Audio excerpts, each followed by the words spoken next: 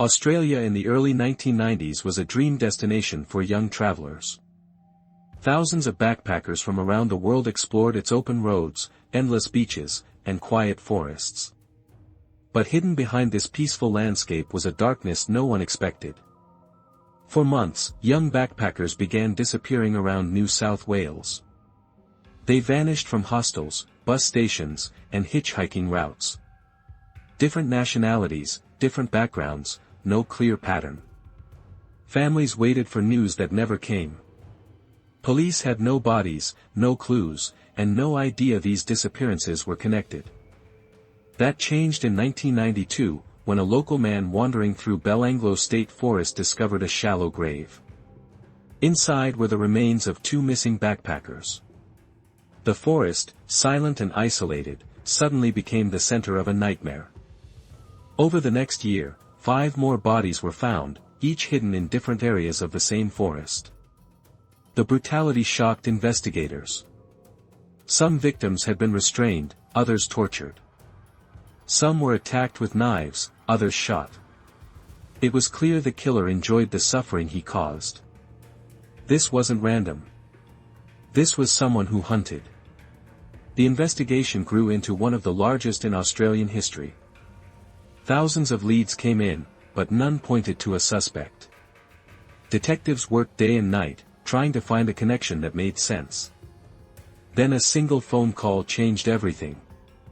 A British backpacker named Paul Onions contacted police and told them a story from 2 years earlier. He had been hitchhiking when a man offered him a ride. Minutes later, the driver pulled out a gun and tried to tie him up. Paul jumped out of the moving vehicle, running for his life as bullets were fired at him. He survived, but his report was lost among hundreds of other cases.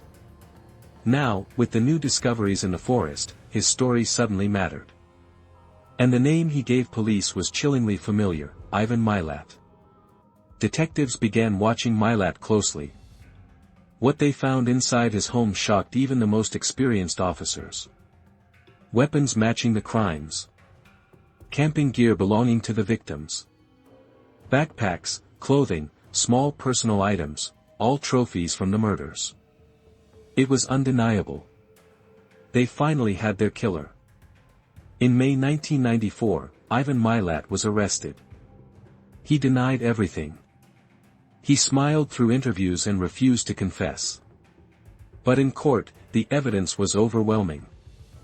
Milat was found guilty of 7 murders, though many investigators believe the true number may be much higher. He was sentenced to life in prison, where he spent the rest of his days until his death in 2019. The case changed Australia forever. Hitchhiking sharply declined.